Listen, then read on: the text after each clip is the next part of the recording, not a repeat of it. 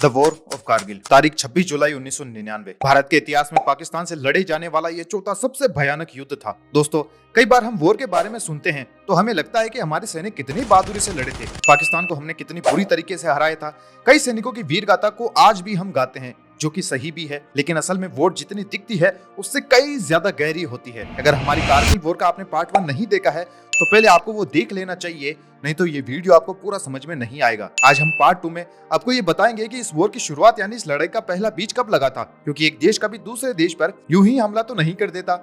इसके पीछे कई छोटे बड़े किस्से जुड़े होते हैं। आज इन सब के बारे में बात करेंगे, तो अपनी कुर्सी की पेटी बांध लीजिए और वीडियो का अंत तक मजा लीजिए और समझिए the real war of brain and ground. हमारी कहानी की शुरुआत होती है साल 1971, जब इंडियन आर्मी की वजह से पाकिस्तान को वो जख्म मिला था जो उसे सदियों तक नहीं भुलाया जा सकता था। ये आप जानते हैं, बिल्कुल सही। ये वही समय था जब पाकिस्तान को बांग्लादेश को गंवाना पड़ा था। 92,000 से भी ज्यादा पाकिस्तानी सैनिकों को इंडियन आर्मी के सामने सरेंडर करना पड़ा था। ये उसी वक्त के पीएम जुल्फिकार अली भुट्टो ने ये डिसाइड कर लिया था कि वो इंडिया को 1000 से भी ज्यादा कट देंगे और लहू लुहान कर देंगे। We bleed in India with 1000 cuts. उस समय भुट्टो के साथ एक पाकिस्तानी सैनिक था जिसने उसे ये पूरा काम सौंपा था, मेजर जावेद हसन। साल 1972 पाकिस्तान को इंडिया के साथ में शिमला एग्रीमेंट साइन करना पड़ा था, जिससे दोनों देशों ने यह तय किया था कि एलओसी में नवंबर से लेकर जून तक वो अपनी सेनाओं को पीछे ले लेंगे।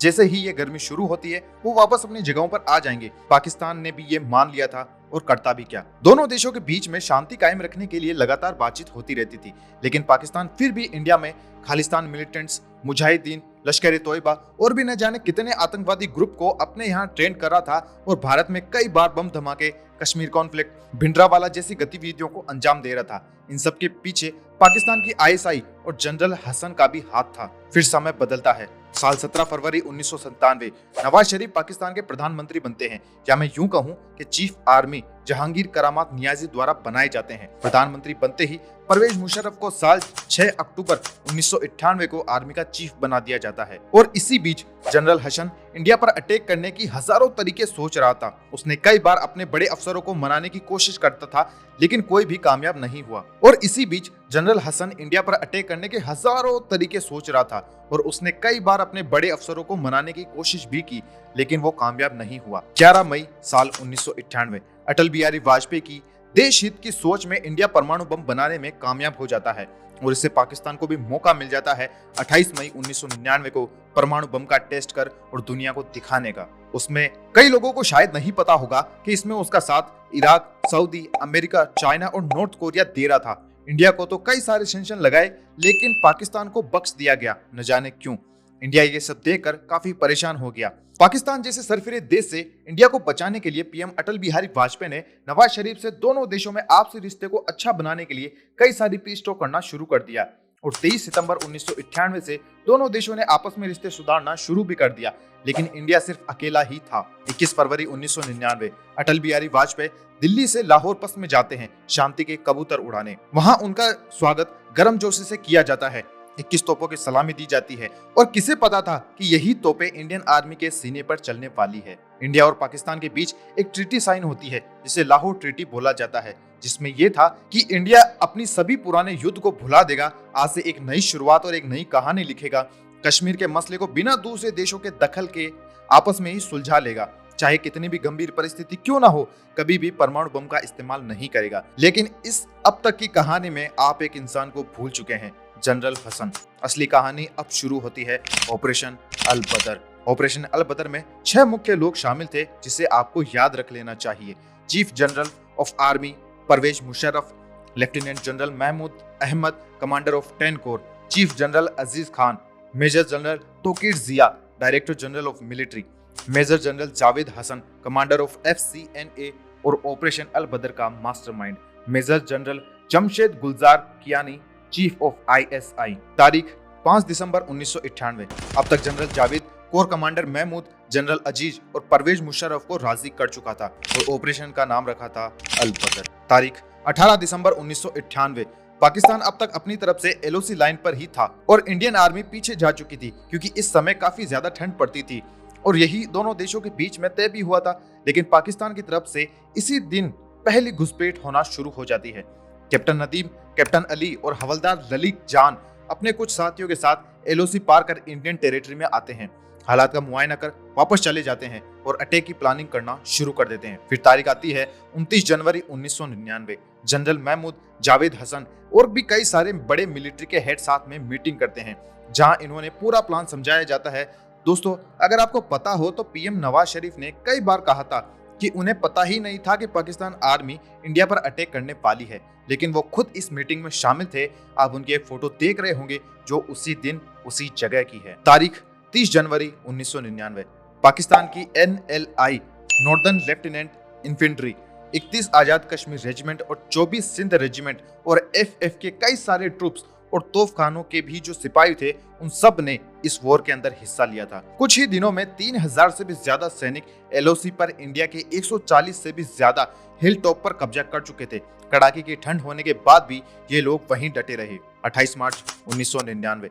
जनरल परवेज मुशर्रफ हेलीकॉप्टर में बैठकर LOC के 11 किलोमीटर अंदर तक आ जाते हैं। सिकरिया मुकारत नाम की एक पहाड़ी पर रुकते हैं।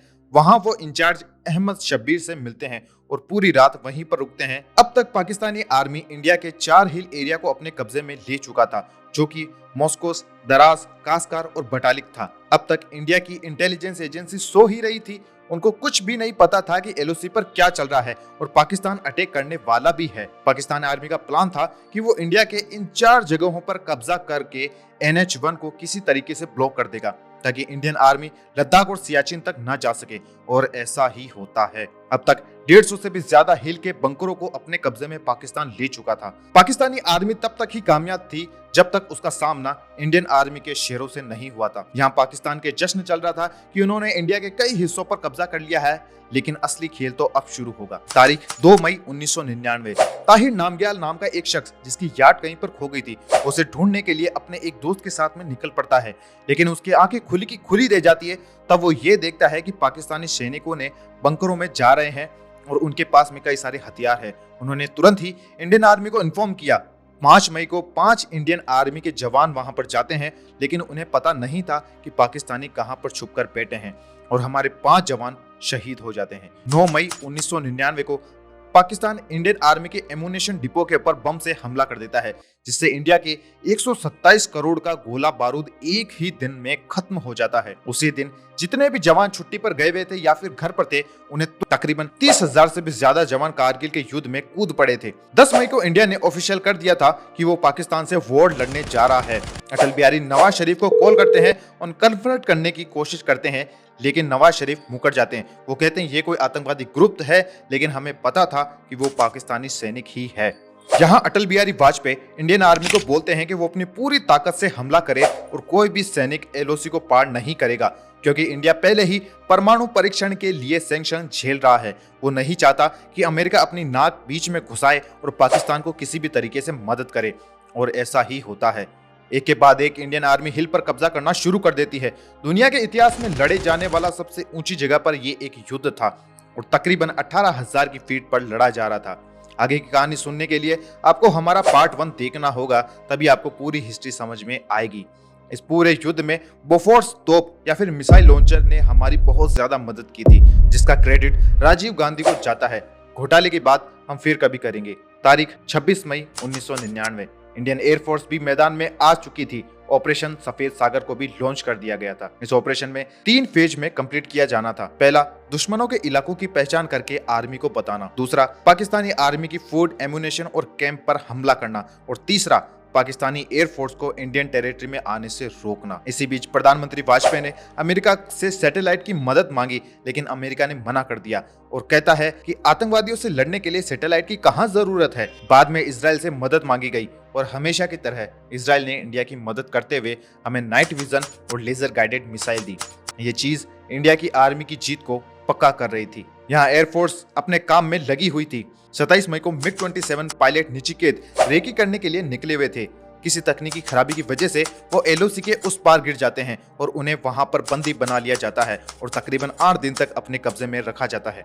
लेकिन खबर मिलते ही MiG-21 से अजय आहूजा को नचिकेत को ढूंढने के लिए निकल जाते हैं, लेकिन कुछ देर बाद ही एक स्टिंगर मिसाइल के द्वारा उनके क्राफ्ट पर हमला कर दिया जाता है और वो अपने सीट इजेक्टर सिस्टम से पैराशूट से नीचे उतरना शुरू कर देते हैं। तभी पाकिस्तानी आर्मी उन्हें गोलियों से भूनना शुरू कर देती है। जमीन पर उनके शरीर के अंग गिरना शुरू हो जाते हैं और आखिर में वो वीर गति को प्राप्त हो जाते हैं। जैसे ही खबर एयर चीफ मार्शल A.Y. टिप्सन को मिलती है, वो अपनी पूरी एयरफोर्स को पाकिस्तान पर लगा देते हैं। वायुसेना कारगिल की चोटियों पर बैठे दुश्मनों के बंकरों को चुन चुन कर निशाना बनाना शुरू कर देती है।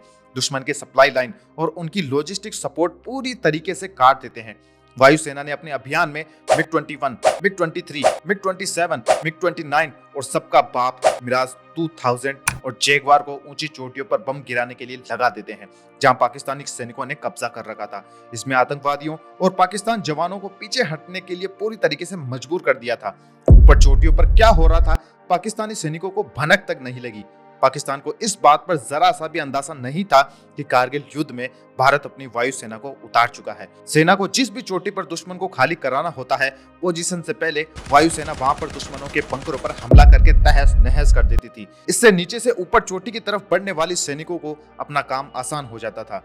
इस युद्ध में पाकिस्तानी सेना के जवान सहित तकरीबन 3000 से भी ज्यादा आतंकवादी मारे जाते हैं, जबकि भारत की तरफ से तकरीबन 527 जवान शहीद हो जाते हैं। ऑपरेशन सफेद सागर के दौरान वायुसेना तकरीबन 50 दिनों तक हर तरह की कुल तकरीबन 5000 से भी ज्यादा उड़ानें भरता है।